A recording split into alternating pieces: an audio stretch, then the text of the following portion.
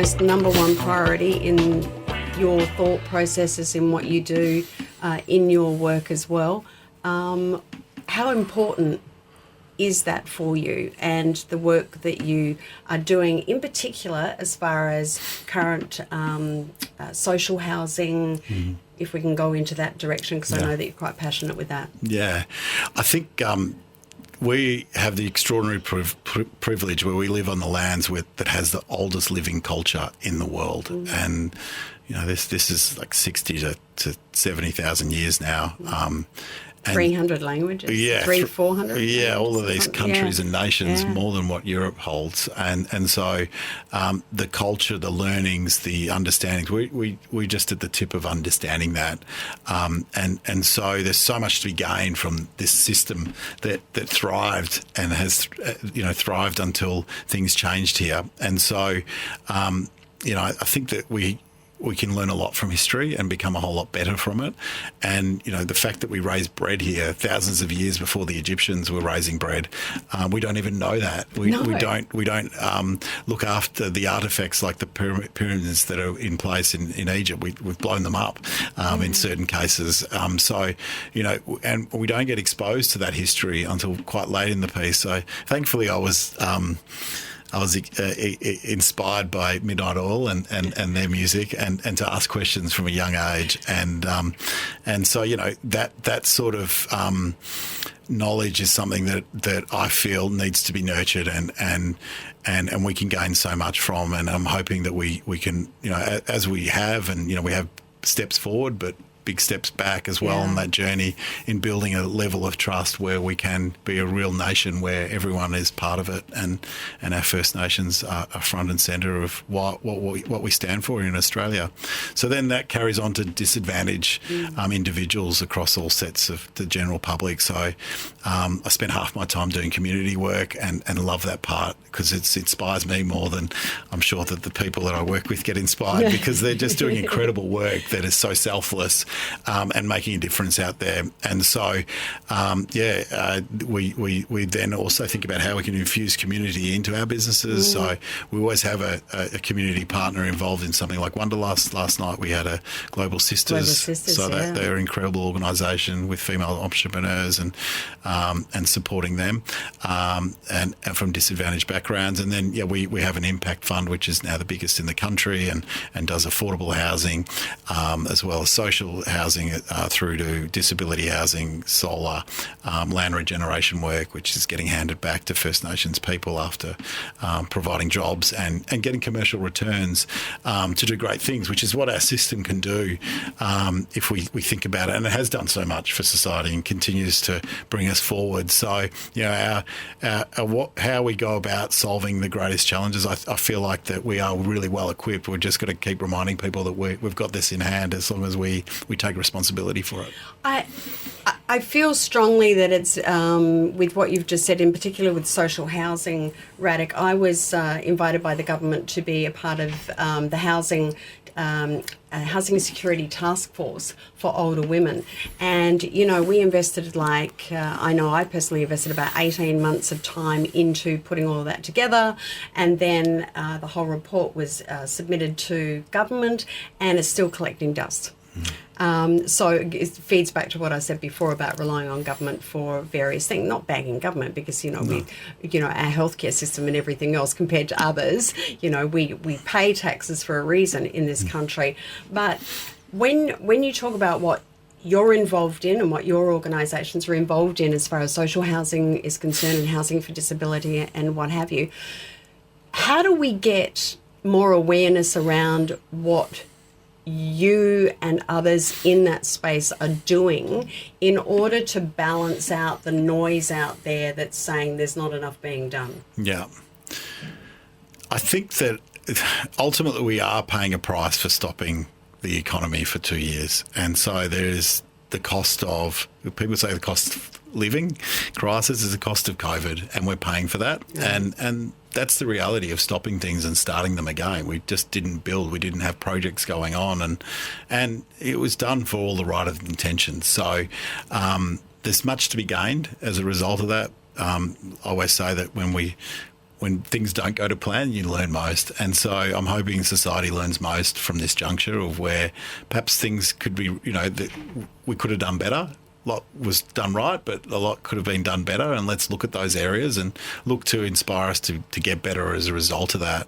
And so this is where I just go back to business, focusing on what the opportunity is in that. And we will catch back up. And I think we'll be better structured as a result of that. And this conversation around affordability has always been there, but it's never been, front and centre as the number one issue. So I think that the great thing about technology development, all of these things, building hasn't really reduced in cost at any time, and it all got faster and more efficient. And now there's a whole lot more talk of that happening, and things like 3D printing and completely revolutionising how we build are around the corner, and build it more sustainably and more cost effectively. And we've got so much land here that we shouldn't have this challenge. So I'm positive about, yes, it's hard times at the moment, but when you work through the difficult times, you come back better and stronger, like in anything in life. So I feel good about where we're heading. Yeah. Now, we're going to have to finish in a minute, but I am not going to let you go until we talk about the events.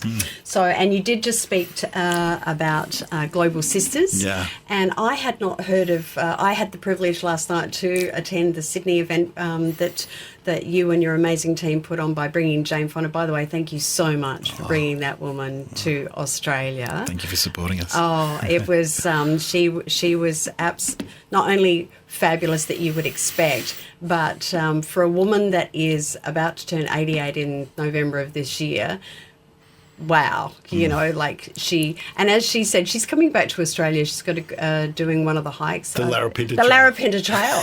And she's coming back to that. So, that's on my bucket list to do that. So now she inspired me to book that trip. Yeah.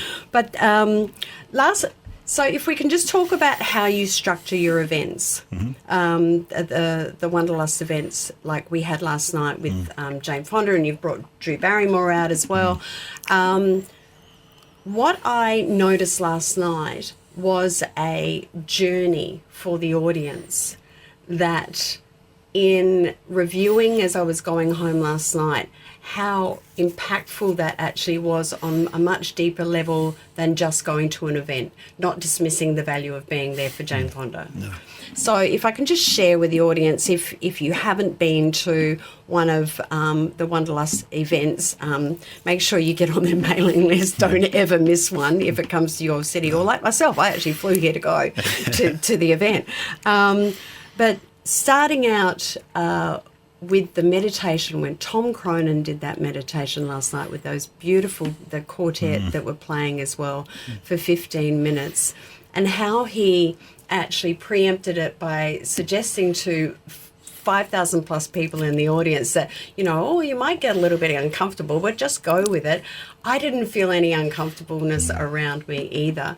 But that meditation, and then flowing it in to the main event, and but before that happened, introducing Global Sisters last night, the CEO of that, and talking about that. So taking us into meditation, dropping us into community support and organisations, and then into the power pack of Jane Fonda in this instance. But putting that strategy together, that was the intention behind that for this. Where does that come from? Where does that come from, and what's the purpose of all of that? Yeah, I think the challenge was it's pretty. Whilst yoga is the highest participation sport in Australia, it's pretty hard to create sustainable events around massive group yoga experiences. Whilst it's incredible to do yoga, like you noted with the meditation part, just anchoring it and making it appeal to a broader audience with someone like a Jane Fonda telling an inspiring story was really the key to move the organisation forward with an event that people would go to en masse and we could make sustainable. And so what's the other essence of yoga, which you finish with the shavasana at the end, which is meditation. And so they're all great tools. Movement, meditation, and movement is essential for our health. But our mindset is, the number one cause of all chronic diseases is stress.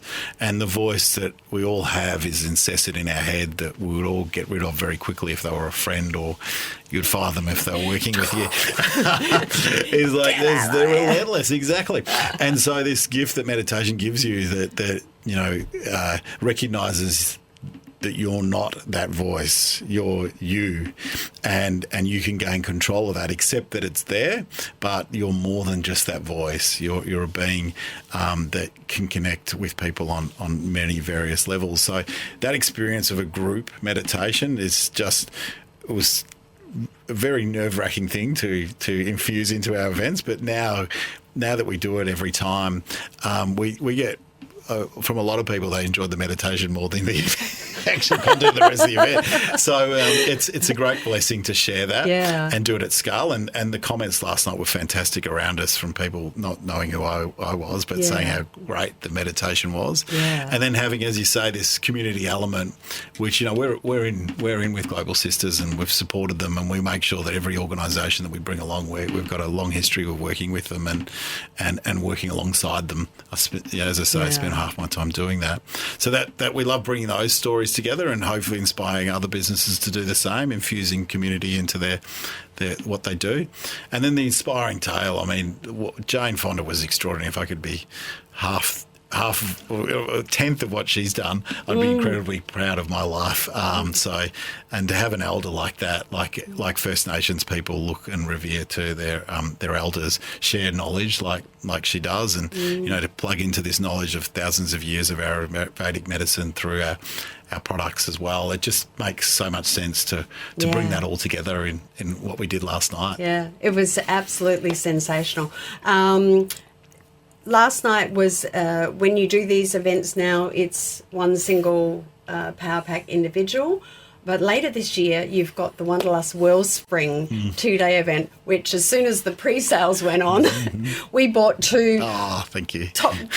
We've got the big tickets so that we can be there for everything. My darling partner, I just told him he has to come. Yeah, awesome. So he will love it, I know. But super excited about that. Can you just give our audience a little bit of an insight to that? Because I really recommend that if they're thinking about doing anything in their life this year, in 2025, they need to get their butts up to the Gold Coast. Yeah, 100%. And so it'll be the biggest biohacking event in the Southern Hemisphere. And we've got amazing doctors and scientific luminaries coming from around the world to present. Gabrielle Lyons, Caleb Barnes. Caleb Barnes has kind of devoted her life to biohacking as the most measured female in the world on her health metrics. David Sinclair, who's an Aussie, who is a professor at Harvard, and he has done all of the research around fasting and its benefits. So we all had the buzzword of I'm fasting for X time. He's created the science around that, supporting why you would fast and how it helps us process glucose, and glucose is a precursor for inflammation, and inflammation is a major precursor for disease. And then we have David Asprey, who's the father of biohacking, and Wim Hof as well, doing hot cold bathing routines. There'll be over 40 or 50 luminaries speaking about what they love and know, and sharing insights on health and wellness, which is, we don't have anything more important than our health, so we need to make sure we nurture that. And in this day and age, with all this information, we can learn so much about it and live our best lives. Whether it's longevity, it's through years, but longevity really through quality of years. So we're in the best state possible to enjoy a great life that we have. Yeah, absolutely. My number one goal is to, my followers know that 13 years ago I was given 2 months to live, and I successfully overcame that through a combination of natural and general medicine. But my goal is to live to the day after my 100th birthday. Wow. Because I'm known for big parties, milestone ones, Radek. Yeah. You're invited. You and Helen are invited. And then just pass away peacefully, because that'll be enough. Yeah. However, as you just stated, to get there, my personal intention, and that's what I want to share with everybody and encourage everyone through guests like yourself coming onto Soul Centred, is to, we want to be healthy, we want to be active, we want to be able to pick up our grandkids, we want to be able to get out, like Jane Fonda said last night, you want to be able to get out of the car properly without, being in pain or being a burden on other people. And it's one of the many things that I love about the work that you do, your purpose, yours and Helen's missions in life with you and your family and for others in particular. I am a Wanderlust. By the way, audience, I am not paid or do get any endorsements from Wanderlust, but I am a Wanderlust girl. Oh, thank you. First and foremost. And I am going to do a plug on our magazine. Of course, the latest issue of Soul Centred has Radek on the front cover, but there is also the full story on Radek in here, which is absolutely fabulous. And by the way, this photograph was taken by your gorgeous wife, wasn't it? It was, yeah. We were at a meditation retreat, so I was truly zen. Yeah. It was absolutely awesome. But look, Radek, thank you so much for coming and joining us today. And I know you've had 2 weeks of like full on travelling and everything else that you do, but that's your life. We love it. Hey? And thank you for doing what you do, bringing so much joy into people's lives and connection. So amazing work. So thank you so much. Well, give my love to Helen. Thank you. And and look forward to seeing you in October up on the Gold Coast as well. Can't wait for that. Yeah, it's going to be amazing. Thank you so much for joining us, Radek. Really, really appreciate you so much. And thank you for your company as well. I hope that you have been inspired, motivated, and enlightened a little bit, but most importantly, empowered by what you've heard today with everything that Radek has said here on Soul Centred, the podcast. And remember, as I said before, he is currently the cover story for Soul Centred, the magazine. Now, you can get Soul Centred, the magazine online. Just go to our website, www.soulcentre.com, and that's Soul Centre with an S. So that's SOULCENTR, because we're a little bit different. We're not centered, we're essenced.